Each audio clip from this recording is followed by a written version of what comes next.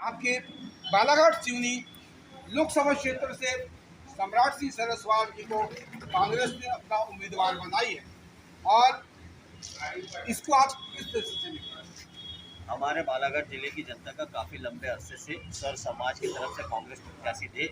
यह हमारी जनता का वो था और उसी को ध्यान में रखकर सामान्य जाति से सर समाज के नेता जिला पंचायत के अध्यक्ष भाई सम्राट सिंह सरस्वाल जी को उनकी स्वच्छ छवि, उनके पिताजी का कार्यकाल और उनके जो दादा थे दानवीर राणा हनुमान सिंह जी, उनका छवि इस जिले को उसको ध्यान में रखते उनको प्रत्याशी बनाया गया है। कल हम चलते चलते जब मैं घर से निकल रहा था कल, तो मेरे 85 वर्ष के मेरे पिताजी उन्होंने चर्चा की, जाओगे बोले बालाघाट तो राणा हनुमान सिंह जी काफ़ी दानवीर हैं, उनके बेटे हैं बोले राणा सम्राट सिंह सरस्वाल। तो इनका काफ़ी अच्छा एक जमीनी स्तर से कहोगे तो एक रिश्ता रहा है इनका। जहाँ एक और भारतीय जनता पार्टी किसानों के साथ छलावा कर रही है, किसानों को तो 3100 रुपये धान का समर्थन मूल्य देने की बात करती है विधानसभा चुनाव में, और 6 महीने हो गए उसको आज तक के 3100 रुपये किसानों का समर्थन मूल्य देने का काम कर रहे हैं। वही हमारे कांग्रेस के प्रत्याशी, आपने हमारे दानवीर राणा हनुमान सिंह जी का नाम लिया, आज वही दानवीर राणा हनुमान सिंह जी वही है जिन्होंने हजारों एकड़ जमीन किसानों को दान में किया था, और जहाँ पर आज किसानों का कृषि केंद्र बना हुआ है, कॉलेज खुले हुए हैं, कि वही बात है। और वही कांग्रेस जो है किसानों के हित के लिए कार्य कर रही है। हम आपसे, मैं आपका शुभ नाम था? मैं अनूप सिंह, मैं राष्ट्रीय अध्यक्ष ब्रॉडगेज रेंज संगठन। तो अनूप सिंह जी, ये बताइए कि जनता सम्राट सिंह सरस्वाल जी को क्यों आशीर्वाद? देखिए, लगातार जिस तरह से भारतीय जनता पार्टी जो सांसद का जो चेहरा है, जो प्रत्याशी है, वो बार बार बदल रही है, और बदलने का एकमात्र कारण ये है कि जो भी सांसद यहाँ पर रहता है वो डमी कहलाता है, उसका परफॉर्मेंस अच्छा नहीं रहता, और परफॉर्मेंस अच्छा नहीं रहने के कारण बार बार जो है भारतीय जनता पार्टी अपना प्रत्याशी बदल रही है।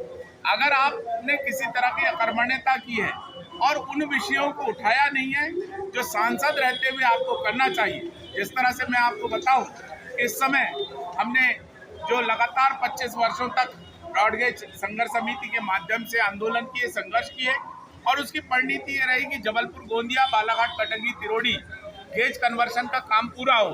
लेकिन सांसद की अकर्मण्यता के चलते जिस तरह से ट्रेनों की लेट लतीफी हो रही है, 6-6 घंटा बालाघाट के स्टेशन में, बिरसोला के स्टेशन में यात्री ट्रेनों को खड़ा रखा जाता है और मालगाड़ियों को आगे कर दिया जाता है। ऐसा लगता है जैसे अडानी ने गोंदिया जबलपुर ट्रैक को लीज पर ले लिया है। यह जिम्मेदारी किसकी है? यह जिम्मेदारी सांसद की होती है। पाप अगर मैं करूंगा और आप गंगा नहा लेंगे तो मेरे पाप नहीं धुल जाएंगे।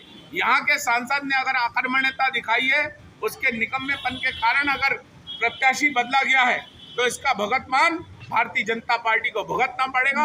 यहाँ कोई मोदी लहर वगैरह नहीं है, यहाँ पर जनता बहुत जागरूक है, यहाँ पर लहर नहीं चलती, यहाँ पर जनता का कहर चलता है। और जनता ने जिस तरह से हमारे कांग्रेस का प्रत्याशी यहाँ पर उतारा है, सम्राट सिंह सरस्वाल, जिनके दादाजी स्वतंत्रता संग्राम सेनानी थे और जिनके पिताजी 8 वर्षों तक जिन्होंने ईमानदारी और निष्ठा के साथ इस बालाघाट विधानसभा की जनता की सेवा की है, निश्चित रूप से यहाँ परिवर्तन की बहार है और कांग्रेस के प्रत्याशी सम्राट सिंह सरस्वाल भारी मतों से विजयी होंगे। एक बार बीजेपी बोलती कि हमने वंशवाद को समाप्त करने की पहल की है, इसके साथ ही इतने वर्षों से हमारे छुक छुक करती छोटी लाइन थी, तो कांग्रेस के कार्यकाल में नहीं आई, बीजेपी के कार्यकाल में आई। तो ऐसा क्या हुआ कि इतने वर्षों से कांग्रेस बड़ी लाइन नहीं लगा? आपकी जानकारी बहुत कम है। वर्ष 2005 में जब केंद्रीय मंत्री माननीय कमलनाथ जी थे, तब बालाघाट गोंदिया चालू हुई, बालाघाट कटंगी भी माननीय कमलनाथ जी के कार्यकाल में हुई।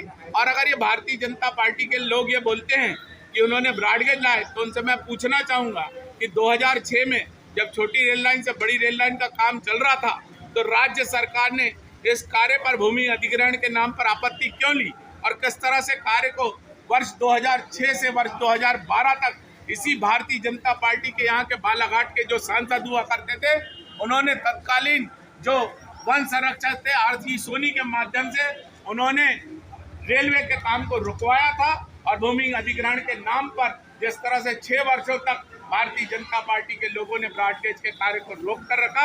ये बात भी हम बहुत अच्छे ढंग से प्रामाणिक निश्चित रूप से काम कर रहे हैं। किसी भी नेता का उनको डर नहीं है। इसके पीछे कारण क्या है हम आप लोग समझ सकते हैं।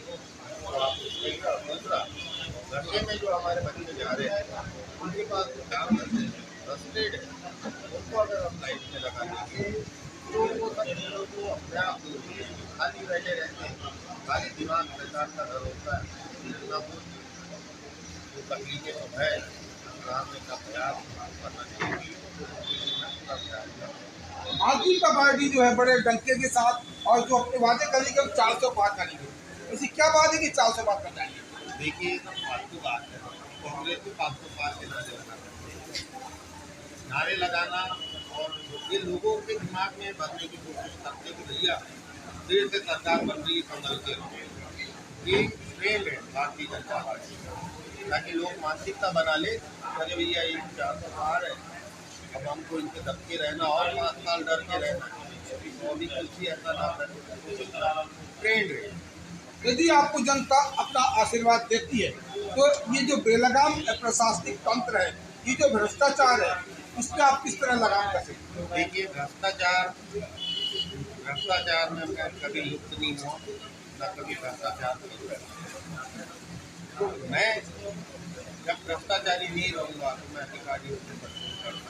यदि मैं भ्रष्टाचारी हो जाऊँगा तो लगाम कैसे लगा पाएंगे? इसलिए मैं आपको विश्वास दिलाता हूँ मैं भ्रष्टाचार के बहुत दूर रहूँगा और ईमानदारी से जो भी भ्रष्ट में अधिकारी कर्मचारी रहते उसके लिए सांसद तक आवाज़ और जनता के हित के लिए जो भी काम होगा। आप मेरा रिकॉर्ड देखेंगे 2 साल हो गए जिला पंचायत में कोई एक आदमी आपको बोल दे मैंने कुछ गलत किया है या जरा सा भी किसी की चाय भी पिया है तो आप पता कर लीजिए। मैं और मेरा परिवार हनुमान सिंह जी के खानदान का जिसने दान दिए लाखों रुपये की संपत्ति दान दिए मुझे मेरा खानदान का सम्मान बढ़ाना है, लोगों की सेवा में। इसके साथ सवाल यह है कि आपके जो मतदाता है आप उनको क्या मैसेज क्या संदेश दें?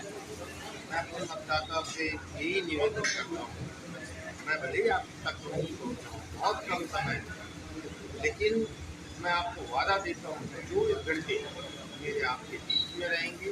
मैं सिवनी हो, बालाघाट हो, बालाघाट हो, हर जगह अपना प्रेस रखूँगा। हर जगह मेरा ऑफिस और मेरा रहने का व्यवस्था जमाऊँगा जीतने के बाद। और जनता की जो भी परेशानी उसके लिए मैं अपनी परेशानी समझ के आपके लिए लड़ूँगा।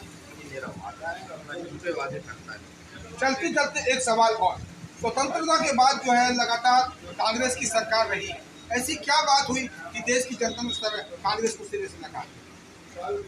देखिए सरकार बहुत ईमानदारी से काम की हमारी आज़ादी के बाद।